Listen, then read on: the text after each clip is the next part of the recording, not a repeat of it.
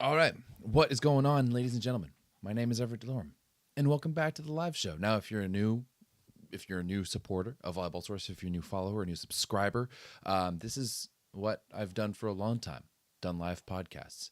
Only recently I've started to change it up, do something a little bit shorter, do something a little bit different. But to be honest, there's just way too much going on in the world of volleyball right now to just have it all in these little shows. Like, I can't talk about Italy, I can't talk about Poland, I can't talk about men, I can't talk about women, talk about Turkey, talk about Russia, talk about League One, talk about the Bundesliga. There's just too much going on all at once, especially right now with the playoffs going on. So I decided just to jump it back to do the live show.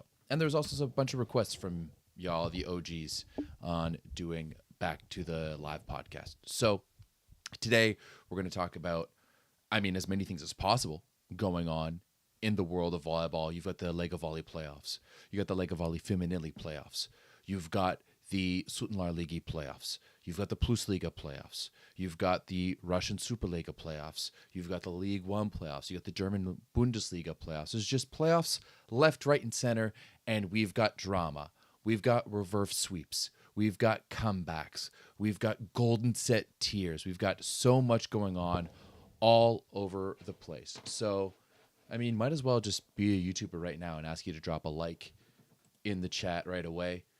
Let us know what your favorite playoff series has been so far to watch. And I'm just going to jump right into it because it has been gnarly across the way. We're going to start in Italy, of course, because that's what most of you care about. And we have two very different stories going down in the Lega Volley playoffs. On one side, you have Perugia against Piacenza. That is now over. Perugia took that series 3-0, taking games 2, 3-1, and then game 3, 3-0. Finally, their first 3-0 since they took care of Monza a little while ago in game 3 of the quarterfinals. But on the other side, last time I had talked to anyone in a video, we had talked about how dominant Verona looked in game 1, and now the tables have completely flipped. It is now 2-1 for Lube in that series. But first and foremost, we're going to talk about Lube. I forgot which one I had set up first there. And Lube, man, do they look very different than they have looked in game number 1. This is the score here for game number 2. They got a 3-2 reverse sweep. It was by far the most exciting match of the series, and they've really shown up. Alex Nikolov has really shown up. The three Bs to Lube being better have all shown up. Balasso, Botolo, and Bonifonte have all been better, and it has been an entire team effort over there for Lube, as the red and black are now one match away from heading back to the Lega Volley Scudetto finals. And when we look at these numbers between these two teams, it has been very interesting. Break it down a little bit. Match number 2. Early on, we saw Nomori Keita get some type of knee injury. He came down awkward on it after hitting a pipe ball, and he was moving around like an old man. I will be very honest. I was astonished, absolutely astonished that that Verona kept Nomori Keita in for these matches. He was just looking absolutely terrible in match number 2. And his stats weren't super bad on the day. He actually passed pretty good, 50% and 31% perfect on 16 targets. He was 14 for 28 overall, although his efficiency was quite a bit lower, but he just wasn't nearly as dynamic from the baseline as he was in game 1. And it was a terrible time overall for Darlin to not show up and for Rock Mozic not to show up either. Rock couldn't handle the serving pressure put on by Lube early on the match. He passed 22% positive, 11% perfect on 9 targets, and ended up getting yanked early on. I honestly don't know why they took him off in favor of Keita, as Keita was hobbling around. But to me, it was really Darlin who struggled in this match. Darlin missed 8 serves on 15 attempts. Also had 5 errors and got blocked 5 times. He was a minus 12 overall, which is just heartbreaking for Verona when Keita wasn't able to show up. And after how good Darlin looked in match 1, it was just really tough to watch for Verona. The only bright spots for Verona really were Staffarini at libero, who continues to be outstanding. Just maybe one of the best liberos in the league this season. And then down the middle. Now, Aiden Zingel in this match continued perfectly, 5 for 5, 3 blocks. And then Alexander Nedeljkovic coming in, going 6 for 8 with 4 points. He has been outstandingly ridiculous since coming in. And I mean, that is kind of the give and take with this Verona squad. You can either have the Rock Mozic on, or you go to Francesco Sani and you bring on Nedeljkovic to play in the middle position. And I mean, there's a lot of people out there, especially all in the Discord, who really prefer that look. There's a lot of people who really prefer that look. Match number 2 was really marred by a lot of errors. 40 errors overall for Verona. And then I thought it was 33. Yeah, 33 for Lube on the other side of the court. 73 errors altogether between both teams. But yeah, Verona missed 12 attacks and then missed 28 serves. And unfortunately for Verona, this trend continued on to match number 2. Now in match number 2, they led going up 2-0. Right, took the first 25-22, although they did have a massive lead, 16-9, and let it get away, and then took the second 28-26, but did have a nice little comeback in that one. And I mean, after the comeback, I thought, hey, there is no way that Lube is going to be able to, battle all the way back in the first, and then, lead in the second, and then still have some juice left for the third. But much to my surprise, they did. And I mean, they held on to that lead pretty much. Like, it was a close gap all the way through that third set. And some people were talking to me while I was doing the live streams, and I was just like, look, I think it's easier for Verona to win right now in 3 sets. But if they let that door open just a little bit, if they let Lube come in here a little bit, then everything's going to change. And that is exactly what happened for Verona in this match. Lube ended up clutching out the third, 25-22, and then it was just off to the races, 25-19 in the fourth, and then 15-12 in the third. And I mean, you have to say it. There's 2 things that I talked about in my preview between these 2 teams. There's 2 things that I talked about. A, Verona's passing, and then B, Verona's experience. Verona's passing in this one really went down. 38% positive, 9% perfect. 29% of the targets were on Nomori Keita. He got ace 4 times, past 34% positive, and only 3% perfect. And I mean, I think that affected the rest of his game, especially with that bad knee, right? We saw him. He honestly looked a lot better. You couldn't exactly tell that he had a bit of an injury in this one, but after the match, you saw him sitting there with tape on his knee, and he looked like he was in a little bit of discomfort. A little bit of discomfort after match number 3. But on the other side of it, this was a very chippy match. It was a very spicy match with both teams on either side going back and forth. There was a lot of challenged calls. I'm not going to say that they were questionable calls. I actually thought that the reffing in this match was pretty good. But you just had some close calls, especially on balls hitting players going out of bands, whether they were blocks or whether they were serves. And that, in the Lega Volley, at this time, is not a challengeable call. It will be challengeable in the VNL later on this summer, but is not at the moment. And that caused a lot of grief. A lot of grief altogether. But when these challenges were happening, we were seeing like Mozic absolutely blow up. Just completely blow up. At one point, he was even telling the referee, like, if you don't give us this point, we will not continue playing. And Verona was just not able to keep their composure. Whereas I really thought that Lube did a fantastic job of keeping their composure. Even after they lost points and, the serve went to Verona, like, the one guy who was, I'm not going to say that he wasn't composed, but he was out there cheering a lot and really going hard whenever he got points, was Alex Nikolov. And I mean, he was pretty good in the match, 14 for 43, but he had a very low efficiency in this match, like under a 20% efficiency in this match. But he did have 6 aces from the baseline. But Boniface did such a good job of going to other guys in those big moments where, you could tell that they are a little bit more level-headed. Going to Marco Predescanin, who was outstanding in this match, going 6 for 8 offensively with 4 blocks as well. Or going to Eric Lepke, who actually led Lube in plus minus in match number 3 with a plus 10, right? He was 14 for 26, only got blocked once and with 1 error down the stretch, and he had 3 blocks as well.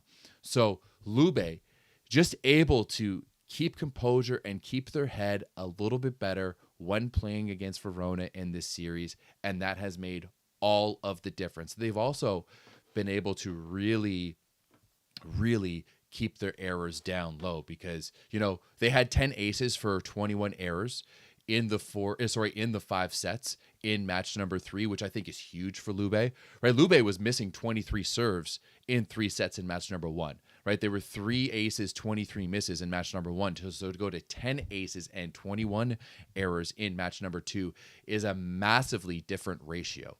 Whereas on the other side of the net, 6 aces and 31 errors for Verona. Just unable to keep their composure. Darlin at the head of it, missing 10 of them. That's 2 matches in a row where he's missed over 30 or 50% of his serves. And just not good enough from the baseline, as Verona is really now up against the ropes. Right? They are completely up against the ropes now against Lube. And I honestly think that the composure that they need to show has just not been quite there. And I mean, for them and for the club, it's such a big thing. Like they have to make the playoff. They have to make the finals. They've never done it before. They really, really want to make it. And they're just squeezing that stick a little too tight. And I think that's what we're seeing in the over-the-top emotional reaction to these plays that are really just really close. They're really, really close plays, and it's kind of tough to watch sometimes on the Verona side. And you know what? It's a little bit too bad because I've become a really big fan of this team. But on the plus side, one of the benefits to look at everything is because of Perugia's win earlier on in this playoff series, Verona is now qualified to the Champions League. So that is a huge monkey off their back because they don't have to take care of it themselves. Now, you might wonder why Verona is automatically qualified. It's because in Italy, they took out that 3rd place series. There's no more 3rd place series anymore. So the way it works is you're going to have the 2 finalists plus the next highest team. And because Piacenza finished 4th and or 5th, I can't really remember, between Modena and Piacenza, it was so close. And then Lube finished 6th. It doesn't matter what actually happens because they will be higher ranked. Even if they lose, they'll be higher ranked than either of the other teams in that who would also have gotten 3rd place. So congratulations to Verona for qualifying for the Champions League after the season that they've had this year. Winning the Italian Cup, making the final in the Coppa or the Super Cup. I think that's massive. It will be the first time for Verona to make a European championship since 2018 when they got 3rd in the CEV Cup. And their only other appearance was back in 2016 when they won the Challenge Cup. So now they have completed their trifecta by qualifying for all 3 European competitions. And I think that's awesome because they do have the majority of this team moving forward, into next season. The only exception, of course, is Darlin Souza, who will be headed to Halkbank. But, that's a conversation for another day. On the other side of this competition, you've got Perugia absolutely walking through Piacenza in their series. And I don't think there's ever a moment in this series so far where Perugia felt felt uncomfortable or felt like they didn't have control over it. They lost a set due to Piacenza's fantastic blocking in game number 1. They lost a set due to Piacenza's fantastic serving in game number 2. And it was kind of the same thing at the beginning here of game number 3 because Piacenza came out and were just going for it from, that's the wrong one, from 4-1 from 16-12 in favor of Piacenza to 27-25 in favor of Perugia. And I mean, Piacenza just spreads that ball around so nicely. When you look at the point distribution for match number 3, 13 for Ventara, 12 for Plotnitsky, 11 for Soleil, 11 for Semeniuk, and you get the same thing in the distribution of the offense too. 25 attempts for Bentara, 17 for Semeniuk, 16 for Ole Plotnitsky. It's honestly almost like Gianelli is completely dialed in on just exactly how many attempts each of his attackers have, because that's exactly what we've seen so far throughout this playoff series. And I mean, for them, they were just so much in control. They just weren't making any errors, no errors altogether. And they made a grand total of 18 errors, serving and attacking combined in matches 2 and 3 combined, right? 8 service errors and 6 attack errors in game number 2, and then 8 service errors and 4 attacking errors in game number 3. Between games 2 and 3, they have 11 aces on only 16 errors. That is a minus 0.03 serve efficiency in this series, which is absolutely bananas, right? Absolutely bananas by Perugia in matches 2 and 3. And I mean, that's really what happens when you're playing against a team who doesn't have their best player, right? Without Efe Mandaracha, Piacenza had tried really, really hard to score points. Really, really hard to score points. And I think it was just really tough. I mean, this is 2 matches in the series where they are led offensively by Robert Landy Simone. Once again, he had a Landy line in match number 3. He went 10 for 10 offensively with 3 blocks and an ace. Just outstanding by the legend. Like, he still got it. He's still one of the best in the world. No doubt about it. And you know what? I really thought that, especially in match number 2, that let me see if I can find, maybe I just messed up and didn't get the right oh no, here it is. They brought in Robert Andringa to replace Efe Mandaracha, and I thought they underutilized him in game number 1. And in game number 2, he was 11 for 18, right? Hitting 61%. He was number 2 behind Robert Landy in hitting percentage and in efficiency. But it really came down to Alessandro Bovalenta and Jose Gutierrez just not being able to handle the pressure. And by no means am I going to say that either of these guys played poorly. Bovalenta was serving well throughout the series. He was attacking well as well. He led match number 1 with 18 points. And then the same thing in match number 2, he was not nearly as good with 7 and, about a 15% efficiency as well. But there's a lot of pressure coming on to these 2 guys, especially Gutierrez was really handling a lot of service pressure. And I thought he was up to the task. I mean, he was passing at a 57% positive and a 24% perfect in match number 3. But at the end of the day, without Mandaracha out there, from the baseline and especially offensively, this Piacenza team was just not able to hang with one of the best teams in baseball. So overall, I think you really need to applaud Piacenza and the way that they played down the stretch. It sucks that they won't be qualifying for the Champions League, but I really like what they've done with this young team. I really like how they've been building this team because they got the majority of their guys back. I think Simone is one of the few guys who isn't signed for next year to this team, whereas the majority of the guys are coming back. And if you're building around Efe Mandaracha, if he can stay a little bit more healthy, because this is kind of a couple of clutch games now that he hasn't been able to show up for, looking back to the quarterfinals at the World Championships against Poland, where it was the same thing. It was a bit of a shoulder injury. So I really hope that we're going to see this Piacenza continue down this path, because I really like what we have to see. But at the same time, congratulations to Perugia, heading back to the finals for the second time in 4 years, their 4th finals in 6 years. But remember, this is a team that is a combined 1-3 in the finals over the past number of years. So it would be very interesting to see how they can perform once they play in the finals upcoming, and also who they're going to be playing against, whether it's going to be against Lube Civitanova or Verona. Match 3, Lube against Verona, will be going down on Saturday at noon Eastern time, 6 p.m. in Europe. So I'll definitely be doing another watch along for that one. Now, moving forward to the Lega Volley Femminile, where we had match 1 of the finals between Amico Conegliano and, of course, Malonza, as we like to call them. Now, this is a series that we've seen time and time again. This is the fourth time we've seen this series in the past 5 years.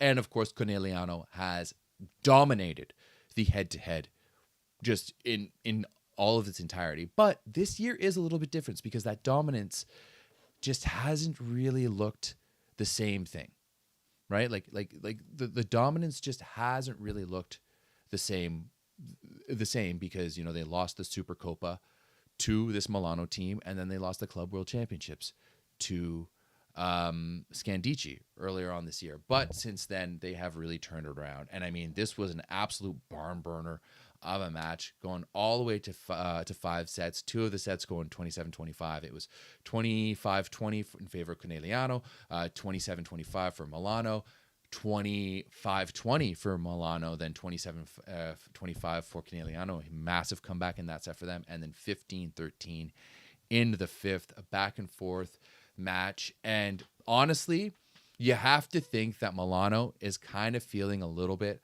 like they didn't show up to this one. Like they let something off the hook.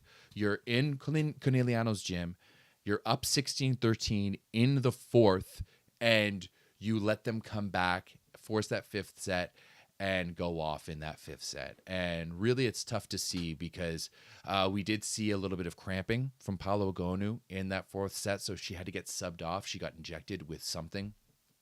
Maybe it was just a saline injection. I'm not entirely sure. And it really just sucks for Milano because they were up 2-1, up 16-13, and they couldn't get the job done. They battled so hard and could not get the job done. Led by Isabel Hawk, she had 28 points, 25 for 53 overall with 3 blocks. Gabi added another 20, going 17 for 38. And then Zhu Ting was 14 for 41 with 4 blocks as well. And on the other side of the net from Milano, Egonu was outstanding. She scored 14 points combined in sets 2 and 3. 2 of the sets the 2 sets that they won. And then it's just too bad that she wasn't able to compete in that 4th set because that things might have been a little bit different. Now, Akamova, I thought, did a pretty good job coming in off the bench. Overall, like she was 5 for 11 overall in this match. And she was outstanding. Henna Kurtadic has been outstanding. I've always said for a while that she's one of the best blockers that I've ever seen. The only blocker in the world that I can really compare her to is Augustin Lozère, and he's one of the best blockers in the men's game. She's one of the best blockers, if not the best blocker in the women's game. But what really impressed me in this match was her ability to score the ball. 10 for 15, no errors for the young Serbian middle. She was outstanding for Milano. And then also Rebecca Piva. Piva went from being 4 for 16 in sets 1 of 2 to being 10 for 16 in sets 3 and 4. And honestly, if they had gone to her a little bit more in set 5, she only got 2 attempts in set 5, it may have been a different story because Egonu just wasn't the same Egonu. She ended up having a minus efficiency, going 1 for 7 in that 5th set, whereas on the other side of the net, Isabel Hawk was very solid at 3 for 5, and they were just able to spread that ball around quite a bit. But, Egonu came out with a negative efficiency, unfortunately, in that 5th set after, as I said, getting a little bit of an injury, maybe a little bit of cramping. We're not entirely sure. And ultimately, that Milano has to feel like they let Conegliano off the hook in this one, that they let them kind of get the better of them. Because if Milano had been able to go home with a 3-1 win in this match, back to their home gym, up 1-0 in the final series, that would have changed their mental game altogether. And unfortunately, they weren't able to get it done. So we will see how that one continues to go. You can watch game 2 of that one on Wednesday evening. So there's going to be a lot going on Wednesday. As well as Piacenza playing in the CEV Cup final against Lundberg from Germany. So probably be live again that day on just a general watch along as we watch a little bit of everything. Now, we're going to head over to Turkey now, where the Sultan League finals have been heating up between Vakifbank and Fenerbahce. There was another match today, and Vakifbank was able to come home with a 3-1 win at home. It's really fitting that this video that we're showing you from Instagram finished off with a Marina Markova block, because she was just outstanding in the block in this one. 7 blocks in the match for Vakif Bank. She had half of Vakif Bank's blocks in the match overall. They had 14 as a team. She had 7. Markova altogether was outstanding in match number 3. She was 21 for 31 offensively overall. 30 points. 30 points. 21 attacks, 7 blocks, and 2 aces, which doesn't equal to 30. So I'm wondering where that last point is made up with. But we'll have to see. Regardless, this series has kind of come down to which of the star players have played better. Because if we go back to match number 2, which was like the third match that that Fenerbahce had won in 7 meetings.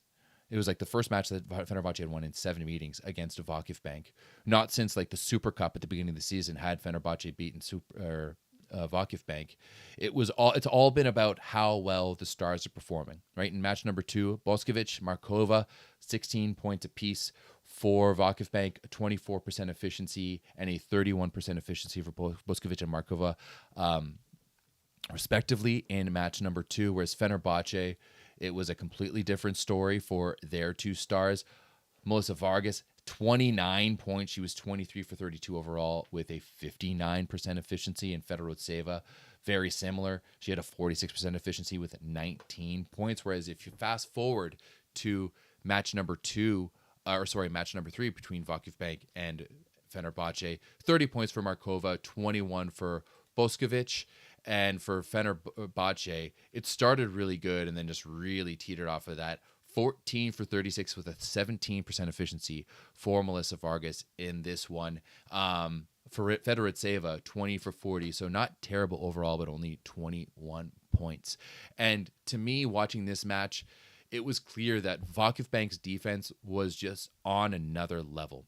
And Vakif Bank did make a bit of a lineup change after set 1. They brought in Elena Cazot to help pass that ball. They took in Daria Chebiciolu in after set 1 and brought in Elena Cazot. And that, to me, made a huge difference for Vakif Bank's ability to pass the ball, their ability to play defense, right? Cazot, not that great offensively. 1 for 15 with a negative efficiency. But you could just tell her that her passing was really changing the game there. 60% positive, 40% perfect for Vakif Bank, and they take a stranglehold on this series up 2-1 before heading back to Fenerbahce for match number 4. That match will go down on Thursday. Game 4 will be going on Thursday, so that one will be a really fun one to check out on Thursday. Overall. But yeah, actually, you know what? I may do a watch along for that one on Thursday. I haven't really done many women's volleyball watch alongs, which I should really get into. And I have not paid that much attention to this series. So maybe on Thursday, we'll do a nice little watch along for Fenerbahce versus Vakif Bank, because honestly, today was a hype match. It was a really good match. You have some of the best offensive players in women's volleyball right now going on in Turkey. So that's very, very, very fun to watch. All right. I'm going to move forward now to Poland to talk about the Plus Liga playoffs, which is not something I have talked about all of that much so far recently. And not because I don't like Poland. I actually love Poland. I just haven't really had the opportunity to. And to be honest, as spicy as the regular season was in Poland, where there was just so much parity, I haven't really seen that much spiciness in the playoffs so far in the Plus Liga. So just to give you a quick update, Zawiercie beat Zaksa in the quarterfinals. Rzeszów beat Olsztyn in the quarterfinals. Warsaw beat JSW in the quarterfinals, which is sad. We'll talk about that in a little second. And then Lublin beat Skra to give us Warszawa against Lublin, Zawiercie against Resovia. Now, match number 1 was Resovia against Zawiercie. And I honestly think that Zawiercie is playing some of the best volleyball in the world right now. Hands down. I was really wondering how this team was going to look, because they didn't really change that much. Last year, one of their big strengths was their depth, And they really just like they didn't add much to it. Like they kept the majority of the team. The only big change they made was for Bovanj for Russell, and then they lost Luke Perry in favor of Jakub Piwczak. Now, of course, Perry being their libero really caused some issues because of the foreigner limit, and Piwczak has been able to come in and really settle things down. But the way the Zawiercie team plays is just so steady. And I think a lot of that credit goes to guys like Miguel Tavares, who has to be the most underrated setter in the world. I've said it many times. I'm going to continue to say it. Aaron Russell has been outstanding, and he was in this case as well. Led the match with 16 points. He was 13 for 24 or 25 overall with an ace and 2 blocks. Very, very good. And then Matus Biniak down the middle as well, where he's an issue to deal with in the offense. He's a good blocker, and he's a fantastic server, maybe the best middle server in the world, up there with Leon for sure. And Zawiercie has just continued cruising on, whereas Resovia, it really just looks like the Resovia curse is going to continue, as they cannot find what their offense looks like. They had a 23% efficiency in this match. Luetzi led the way with 11 points, but he had just a 17% efficiency in this one. They can't decide who their starting libero is going to be. They're going with Pavel Satorsky, and I'm going to say he hasn't looked fantastic. He was a little bit better in this one, but still not outstanding. Shalpuk has really struggled to terminate the ball as well, going 8 for 20 in this match. Down the middle, Demyanenko wasn't that efficient, which is rare for him. He was only 5 for 10 in this match. And just Resovia unable to go up against a team who they've actually looked really good against Zawiercie this year. They really have. So Zawiercie's ability to just show up and play a consistent level of volleyball is really what is hurting Resovia right now. You have to talk about that switch that was made with Karol Buchern playing last year for Zawiercie, now this year for Resovia. He was 8 for 20 in this match, which with a 15% efficiency. No aces either, which is tough. I mean, Resovia overall, 1 ace for 15 errors altogether. I mean, I have said this before, where I do think the Plus Liga is much more of a blocking league as opposed to the Super Liga in Italy, which is much more of a serving league. And these numbers in this match especially kind of block it up. 10 blocks for Zawiercie, 7 for Resovia, but just 3 combined aces in this match between Zawiercie and Resovia. So, yeah, overall, Zawiercie just looking outstanding so far in the playoffs. And I don't know, to me right now, they unless there's an injury, they have to be my favorite to take the Plus Liga, which I would really like for this club. It's been a club that I've really enjoyed watching over the years. Some of the people that I've met, in my times working in volleyball around the world from Poland have been involved. I mean, some people have been involved with a number of clubs around Poland. They've always said that Zawiercie treated them the best. Not a slight to any of the other clubs, but I've just heard some really, really good things about this club. So I really want it for them. They've kind of always been the bridesmaid and never the bride. If I'm not mistaken, they've never won a Plus Liga championship. Last year, they lost in the finals, and they lost in the finals too in the Champions League. And this year so far, it looks like they're possibly going to be able to change that up. So really good match here from Zawiercie in match number 1. As I said, a Russell with 16, Bartosz Kwolik with 10. Like, they didn't even have an outstanding game out of Matus Biniak.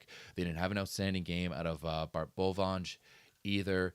And I'm interested to see if Resovia can bounce back, right? Because they have so much depth on this roster. They got so many different guys that they can go to. This 23% efficiency is not going to be something that we're probably going to see from match number 2. And match number 2 is going to be going down on Saturday. Both of these matches are going to be going down on Saturday for match number 2. Now, the other match in the semifinals that went down, it just went down today. That's actually the match that I was waiting to stop. It was Lublin taking on Warszawa. And now, of course, this was a rematch from the Champions League quarterfinals, where Warszawa wiped the floor with Lublin. And to be honest, I was expecting much of the same today. I was expecting Warszawa to be able to come out and just absolutely dominate Lublin in this one. And that was not the case. It was a back and forth first set, both teams holding the lead at certain points, and then Warszawa pushing through at the end. But then after that, Lublin's serving really took over. It really took over. Lublin, 12 aces, 14 errors. Oh my goodness. What an efficiency there for Luke Lublin in this match, led by Wilfredo Leon with 5 aces, and of course Matus Malinovsky as well with 5 for him. Just a massive number for both of these guys. 10 aces for Leon and Malinovsky together. And on the other side of the net, for Warszawa, 5 aces for 20 errors. This game had to come down to serving. It really had to come down to serving. Lublin, I thought, wasn't quite as effective offensively. They were 50 for 107. It's the exact same thing for Warszawa. Lublin was slightly more efficient, although Warszawa was better in blocking in this match. And you know what? Like, especially without Kevin Sasek, I thought that Lublin did a really good job offensively. Now, one of the big changes we saw them make was they brought in Jackson Young to play in place of Hiller Eno. And you know what? I thought that Young played exceptionally well. He was 11 for 23. He made 6 digs in this match. Passing-wise, he wasn't fantastic. 0% positive and 0% perfect on 11 targets. But it was a big difference for them against Hiller Heno, and I do think it was a little tough for Heno as well. Like, I thought he got so much pressure put on him, especially in those out-of-system balls in the Champions League. But overall, Lublin looking way different than they did in the Champions League playoffs, and you got to applaud them. Leon was in a different mode altogether, 17 for 37 in this match. He had 3 blocks, 5 aces once again, and just a really good team effort for Lublin, winning game 1 on the road, which I think is huge. And then also, once again, shout out to Jackson Young for pulling out the junior hockey haircut, dyeing his hair platinum blonde. Looks a lot like Verona, but any Canadian knows, like, you go anywhere like March, April in Canada, and you're going to see a bevy of like young teenage boys with bleach blonde hair like that, platinum blonde hair like that. It's just a tradition that they do in hockey. And yeah, I don't know why he decided to do that, because it definitely wasn't a team thing where it was an entire team thing for Verona, but look good, feel good, play good. I can't necessarily say he looked that good, but he was definitely playing good, and that's all that matters. On the other side for Warszawa, I mean, I don't think they played terribly, especially in offense. Their serve receive was a little to be desired. Bednor's was, I thought, outstanding in this match, 14 for 29. Kevin Tilley struggled a little bit on serve receive. He was definitely their target. He was aced 6 times in this match. Kokanovsky was really good down the middle, 5 for 6 with a block as well and an ace. But Warszawa needs to figure out a way to just keep that ball going and, you know, keep that ball alive on the serving. Like, Malinovsky and Leon were just really deadly from the baseline. Same thing with Finn McCarthy too. And they need to keep the ball out of the net when they're serving. 20 errors, especially 7 from Bednor's, is just not good enough for Warszawa, especially in their home gym, right? Especially in their home gym, because now you've got Lublin, who's going to be heading back to their own home gym, and this is a best of 3. So Lublin has the ability at home to close this series and qualify for their second straight final, because they are the defending Plus Liga champs. So you got to remember that as well. And, you know, I did talk about it a little bit earlier with JSW losing to Projekt Warszawa, and unfortunately, that is it for JSW as a club. I think I'm probably going to do a video on this altogether, but they were not able to secure a new sponsor for this team. And after 25 years in the Plus Liga, one of the most storied teams in Polish volleyball is unfortunately leaving. And I honestly think that's sad. I really do. You know, 4 Polish championships, been to the finals 8 times altogether. They've won 3rd place 7 times. This is a team that has made Champions League playoffs and finals in the past number of years. So it's really sad to see that JSW will be leaving. It sounds like they will be trying to get things to get back together and return after next season, but we'll have to see how that works. So, yeah, tough one for the volleyball world, especially as, losing a team in Poland is not something that I thought we would be seeing, especially a storied club like JSW.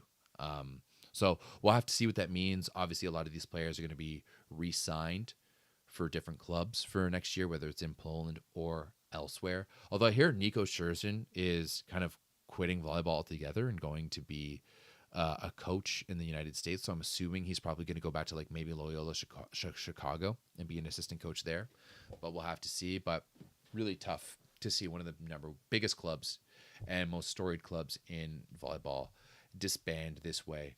And I hope they're going to be able to come back at some point. All right. Moving forward now. Oh, David Smith is also leaving Poland. Oh, Oscar Dude in the chat is saying that JSW, the main sponsor, did not allow the club to acquire additional sponsors. They wanted to keep them all for themselves, but didn't also want to sponsor the team. So you gotta love that. You gotta love that. I'll have to look into that a little bit more. All right, moving on to Russia, because in Russia we have seen probably one of the best playoff series in volleyball this year, as Lokomotiv and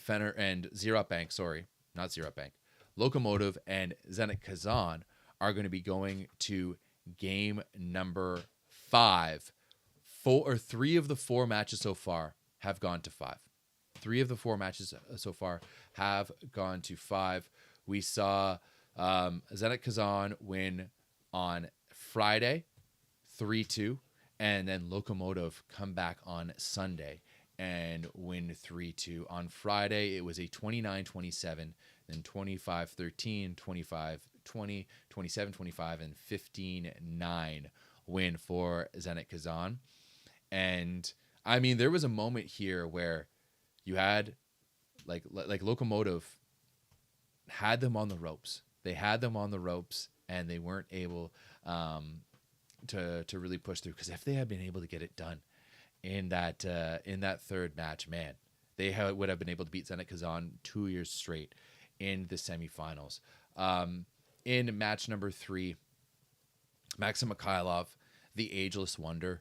Like, to me, you're seeing all-time performances by two of the best oldest players. Like, Mikhailov is a guy who is known for his play like back in the 2012 Olympics, and he's still relevant right now in 2026. Like, how many guys have been brought into Zenit Kazan to be able to take over him, and it hasn't really been, they haven't really been able to. So Mikhailov led with 19 in game number 3. Omar Kurbanov for Lokomotiv led with 22 in game number 3. And then moving forward to game number 4, it was Fedor Voronkov with 19 points. Nikolov had 5 points of himself, a kill, 3 blocks, and an ace. And then it was 23 points for Mikhail Lubinsky for Zenit Kazan. He was 18 for 38 with 3 blocks and 2 aces. And match number 5 goes down on Wednesday. So that will be something to watch. Kazan won the playoffs last year. Lokomotiv beat them in the cup. Okay, sorry, I apologize. I do remember that Lokomotiv had beat Kazan last year, and I guess it was the cup and not in the playoffs. So honestly, Thursday, I'm gonna be on Wednesday. Like, Wednesday, there's just so much volleyball going on. Like, I haven't even talked about the FLR League semifinals, but I just couldn't, because I think that Zerot Bank is just going to be able to plow through it all. And then also there's just so much other things going on in the world of volleyball. Now moving forward to a league that I haven't really talked about much this year, League One volleyball. Now, I haven't really talked about League One, but I've kind of watched it intermittently because it is something that I can just kind of throw on the TV. You know, my partner and I play some crib, play some cards, throw on some League One, and it's some good stuff. And we had the semifinals go on this past weekend, and you see it was a couple of golden sets. And, you know, this is what the standings looked like this past year in the regular season. Houston at 1, Atlanta in 2, Austin in 3, Salt Lake at 4, Nebraska in 5, and Madison in 6. And now last year in the League One playoffs, we had play-ins, right? So 1 and 2 went straight to the semifinals, and then you had 3 play against 6 and 4 playing against 5 into a play-in in a bit of a semi or a quarterfinal match. But this year they just went to the straight top 4 because it was a little bit of a different scenario. Last year they're doing best of 1 matches. This year they're doing best of 2 with a golden set. Now, the reason I'm talking about this is because if you'll see here, Salt Lake was in 4th, Nebraska was in 5th. Now, Salt Lake was one of the best teams. It was the top team for the beginning of the season, and then they really petered off towards the end, whereas Nebraska was a little bit more even, winning some down the road. Salt Lake actually had a negative win-loss ratio, losing 4 more sets than they won, whereas Nebraska won 1 more. And what League One does not do, what the rest of the volleyball world does, is give points for wins, right? And what the rest of the volleyball world does is you get 3 points for a 3-0 or a 3-1 win, and 2 points for a 3-2 win, and the other point goes to the losing team. Now, had Nebraska or League One done this, Nebraska would have finished 4th, and Salt Lake would have finished 5th. Actually, I think Nebraska would have finished 3rd, actually, above Austin as well, if I'm not mistaken.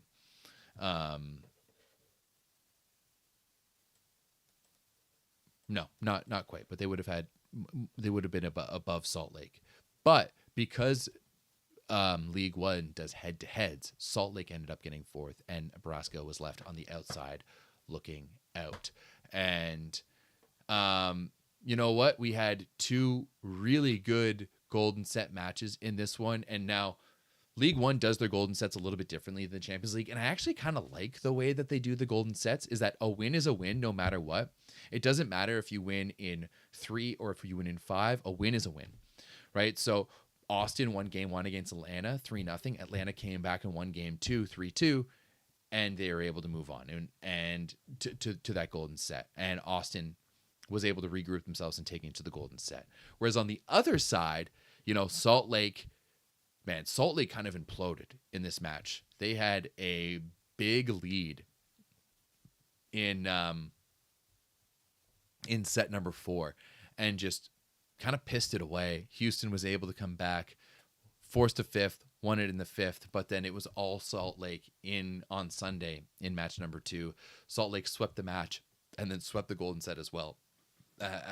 And if we can dive into it a little bit, Austin has done a really good job at just spreading that ball around, and they've got a number like Maddie Skinner on the right side, who was so big for them in the playoffs last year. You got Asia O'Neill down the middle. You got Logan Eggleston as well there. Maddie Banks coming up huge as well down the middle for this this Austin team. But I really think that Carly Lloyd was outstanding.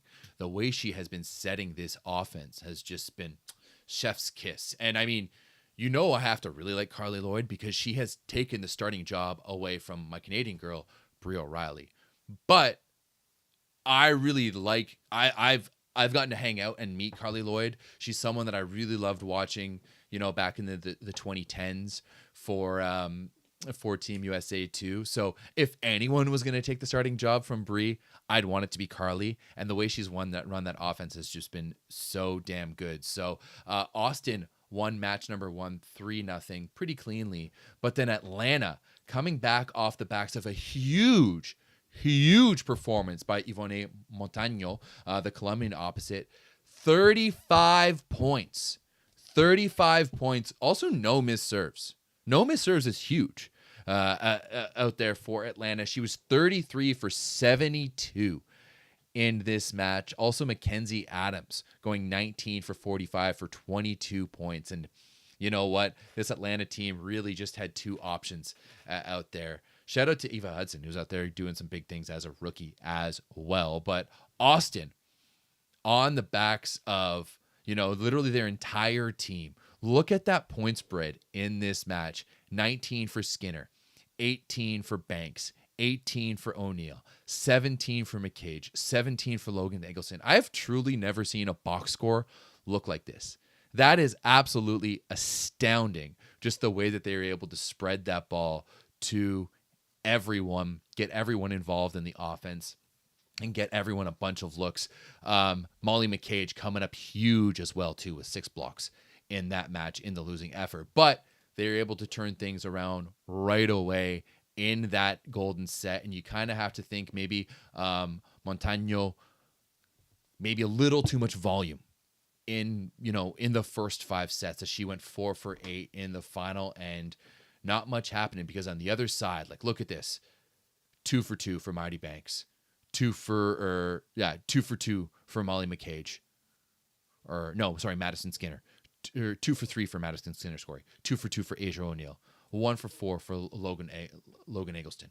So it was just being able to rely on every single one of your hitters. That was just so good. And then just the first ball side out for Atlanta, not good enough. I love the fact that League One does this. Like, they give you first ball side out percentages. They give you first attack after positive reception. So how it looks, how they're looking in system versus how they're looking out of system, how they're looking at the attacks on digs. But Atlanta, 7 for 14 in first ball side out in the 5th set.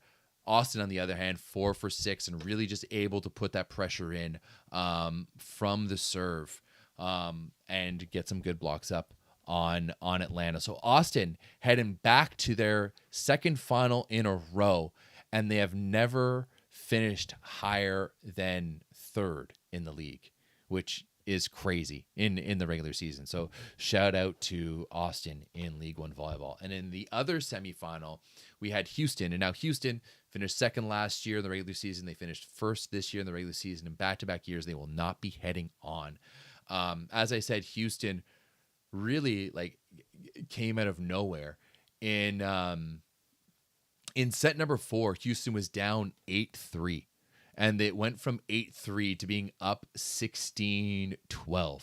So just such a huge bounce back there, really serving well and putting Salt Lake off the line. And Salt Lake was really just not able to release Alexa Gray in that situation. And, Houston was just being dominated with Jordan Thompson. Jordan Thompson had 25 points in this match. Amber Agietti also had 19 in the match as well too. And I mean, Agietti, I talked about her and how good she was for Novara at the beginning of the season in Italy.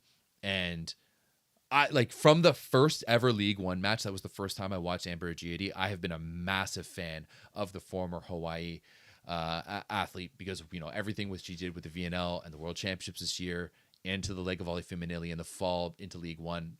I'm a huge Amber Agietti fan. But 25 points for Logan Thompson, and then it was just all Salt Lake on Sunday. All Salt Lake on Sunday. 16 for Alexa Gray, 14 for Heidi Casanova, the Cuban on the right side, 13 for Serena Gray down the middle, no relation to Alexa, and then 10 for Claire Hoffman, whereas 16 for Jordan Thompson and another 10 for Amber Agietti. That secondary scoring just not really there for Houston. Jess Merzick,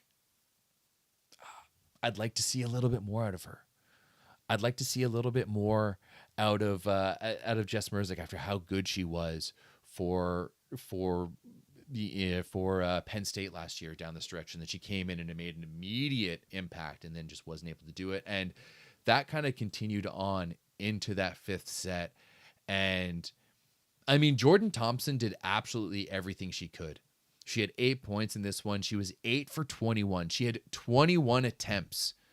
Right, over 50% of the attempts for Houston went to Jordan Thompson, and still it wasn't enough. It was a 19-17 win in favor of Salt Lake. Heidi Casanova led the way with 5. Serena Gray had 4. Alexa Gray had 3. And there's a video going around of Logan Thompson crying coming off the court, and you have to feel for her, because she did everything she absolutely could, and could not get the job done, unfortunately. So it will be Salt Lake against Austin in the finals of year 2 of League One. And I have to say, someone has mentioned it in the chat, it was a little tough to watch these matches and just have absolutely no one there. And you can kind of see it, like, just look how many open seats there are in this picture. It was a little disappointing to see how it was just barely empty in Kentucky for these matches. Barely empty. Did I say Logan Thompson for a while? My bad. Jordan Thompson. I knew who I'm saying. I'm just messing up the name a little bit. And yeah, it was really tough to watch with just how empty it was for these matches. And I think I'm going to have to do a video on that because there's some things that League One is just doing that are great. And there's some other things that they're doing that are just really missing the mark on them. I think actually having all of the names just be League One, like with League One city name is just not it right there. All right, moving away. Oh, also, this match will be starting Thursday. Will be match 1 of the finals. I think they go Thursday, Saturday for the 2 matches for League One, and then finally, just going to close some things off with the German semifinals that got kicked off over the weekend. One series is going to be going on between Lüneburg and Düren. The other series is going on between Berlin and Friedrichshafen. And I mean, Lüneburg and Berlin, 2 teams that we've seen kind of really step up to the top of the Bundesliga. I mean, Berlin has always been there, but Lüneburg has really come into their own. Just really in charge of it all right now. Lüneburg dominating against Düren in their match, 25-18, 33-31, and then 25-15. Axel Enland, the Norwegian, with 18. This match, he was 14 for 18 with 2 blocks and 2 aces. Gross. Jordan Canham for Düren was 11 for 23 for 13 points. And then in the other side, you have Berlin going up 3-1 after beating Friedrichshafen, or going up 1-0 after beating Friedrichshafen 3-1. And a little bit closer, 31-29 in favor of Friedrichshafen, then 25-18, 25-23, and 25-17 in favor of Berlin.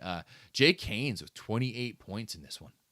21 for 43 overall with a block and 6 aces. 6 aces is huge. And then you have Kyle Hobus on the other side going 11 for 31 and 14 points, with Jonas Van Heusen going 9 for 24 and 3 blocks and an ace for 13 for Friedrichshafen. So that is another thing to watch out for. And Enland is a Swede. I apologize. Is it the Lüneburg opposite who's Norwegian? I can't remember. Oh no, he is the opposite. Never mind. For some reason, I always thought he was a Norwegian. So looks like he is Swedish. So I apologize. Why did they have 2 sites? I honestly don't know. I don't know how they operate in League One. I also don't know, like, the fact that they're trying to make it like a national thing and not let these teams build their brands in their hometowns is part of the issue. We just beat Kalkbank, and after hand it to the cup to Zero Bank and finish. I'm not entirely sure. Luna Sole, I forget who you cheer for. So, yeah, Enland is a Swede, and he's only 18. That's crazy. Let's look that up on Volleybox. Volleyball. Yeah, he's a 2007. Yo. That's crazy. He's 205? Damn.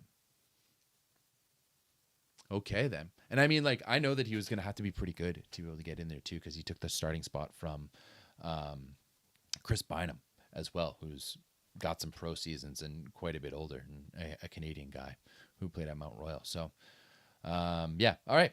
Thank you very much.